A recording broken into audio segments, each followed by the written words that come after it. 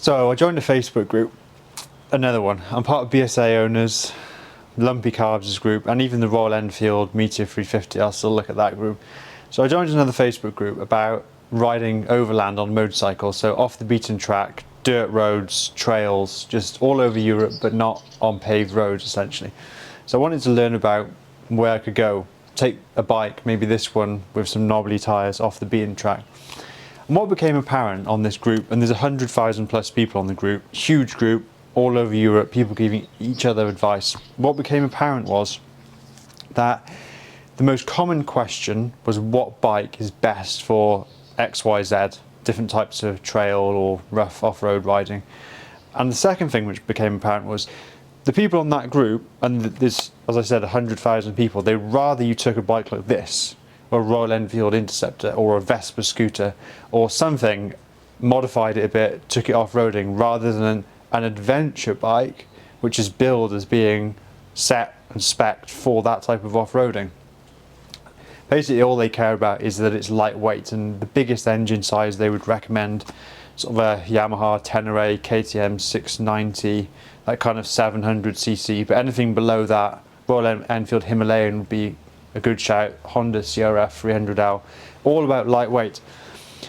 It's got me thinking then, if the people that actually like to ride off-road don't like big heavy adventure bikes, and then the people that like sporty bikes don't want the bigness and the size of the adventure bikes, and they're really expensive, 20k plus, who's actually buying big, fully kitted out adventure bikes? And I had a comment from Peter on my last video. I'll just read out the comment. I thought it summed it up quite quickly, quite well. So Peter said, I did my first Euro Tour in '87 on a CX500 plastic maggot.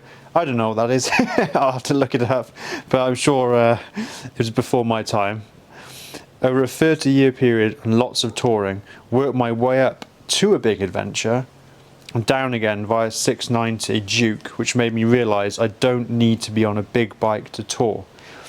That's something I've seen come out quite a lot. It's on YouTube, it's on Facebook, I've read people's stories, and everybody seems to be saying, oh, I did have the 1200, or I did have this, but I'm going for something lighter. I'm stepping down, downsizing, whatever the current term for it is. So Peter continues, in my experience, the GS, so that means BMW's newest GS, and we're not picking just on the GS, it's just because that bike personifies big adventure bikes. It's the best selling, it's the one everyone knows, it's what Ewan and Charlie went around the world on. In my experience, the GS is going out the doors to born again riders who are an age and wealthy enough to afford one. Well, that's a good point, because as motorcyclists get older, there's less of them, but then generally speaking, as you get older, you accumulate wealth throughout your life and have more disposable income.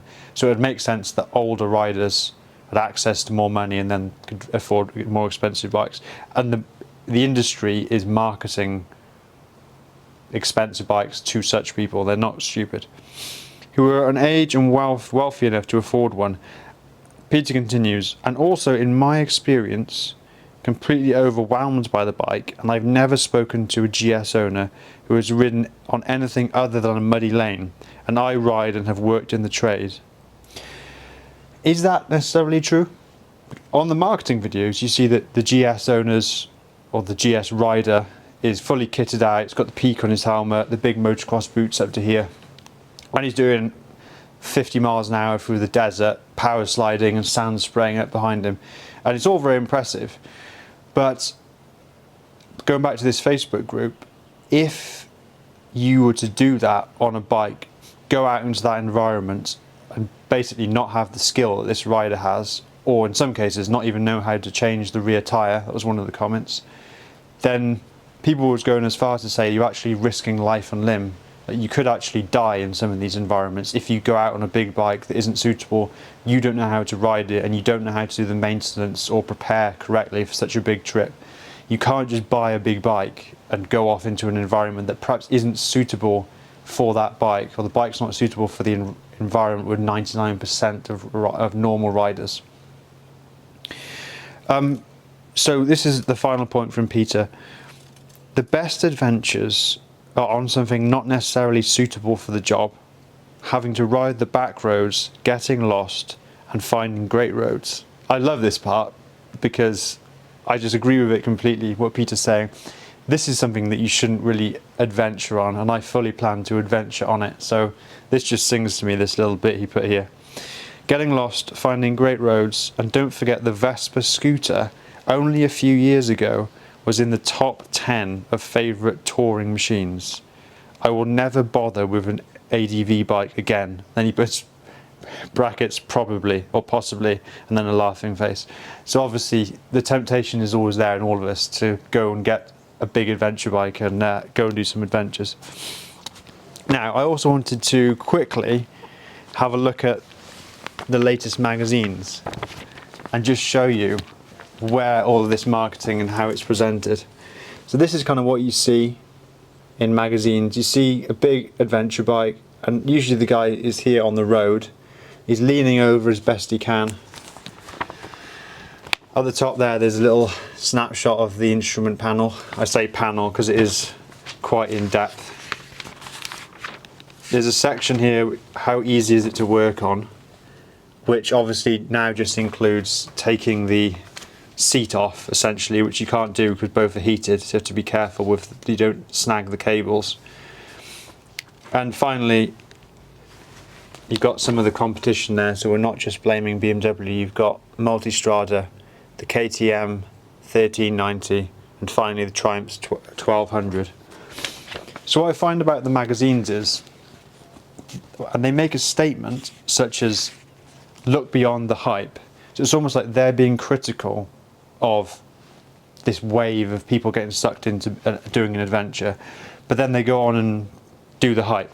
And it's a similar theme throughout these magazines. I mean, I do get value out of them. I read the magazines, particularly for the touring tips. But here's another example. It says down the bottom here, is high-end kit worth it? So just notice they're phrasing something, is it worth it, as in to challenge the preconceived idea that we might have. But then if you go in to read the text, Rucker's Pathfinder jacket retails at £649. So that's like the headline, okay, well, is it worth the money? But then they go on to celebrate all of the different materials and how amazing the jacket is. And it ends up being a summary of why you should go and buy the jacket. And it's kind of a theme. They know that these things are a little bit unnecessary. I don't think £649 plus another £499 for the trousers. Some people will buy a motorcycle for the price of this jacket and trousers. I don't think that's necessary for 95% of people. But there's a market out there, and there's marketers trying to sell it to you. So, where is all this going? Bikes have been getting bigger and bigger and bigger, and heavier and heavier and heavier. But I think as people have been... Hello? Do you want to come and say hello? Look at you, Mr. Smart. I know. Oh, sorry. Just doing a presentation. Oh, hello, everybody. Yeah. Lovely. Impromptu. Oh, wow. Well, I'll buy whatever you're selling. Well, I'm not actually selling anything. I'm trying to tell people not to sell stuff. Oh. Not to fall for buying things. Well, if you look like this, I'm going to fall for it every time. Oh dear. I'll leave you to it. Okay. Want a cup of tea? Yes, please. In my BSA mug, if you don't mind. That'd be nice. But if you go and buy this massive, heavy bike, and then you poodle about to the shops, other riders do comment negatively on that. And I'm not saying that's right or wrong. I don't really think we should have an us and them attitude towards other riders. Everyone's entitled to ride what they want. Some people spend 50 grand on a special edition Harley. I wouldn't buy it, but it doesn't mean it's a bad bike. So I think also manufacturers have tried to get ahead of it a little bit. They've kind of cottoned on, and the new GS is 12 kilos lighter, but reviews say it doesn't seem any lighter. It's just that's just the headline figure. The other way they've made bikes lighter is by reducing the fuel tank. So obviously fuel is, I think, 0.7 of a kilo per litre. So if you shrink down the fuel tank, then you make up for weight gains in other areas. With the success of small bikes, and I'll probably do another video on this, small, cheaper bikes with like BSA, the smaller Royal Enfields in particular, the new Triumphs, those are all doing really well in sales. I think they are perhaps drawing in riders that don't want the hassle of the big bike.